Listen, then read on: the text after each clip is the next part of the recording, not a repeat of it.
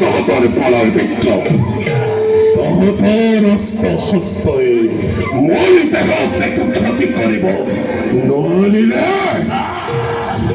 যদি তহতর প্রাণলয় মমতা আছে তেন্তে ক্ষমা ঘোষ আছে নাই পবিত্র আমাকে ক্ষমা করো কৃষ্ণপতি আমি বিশ্বাস করি না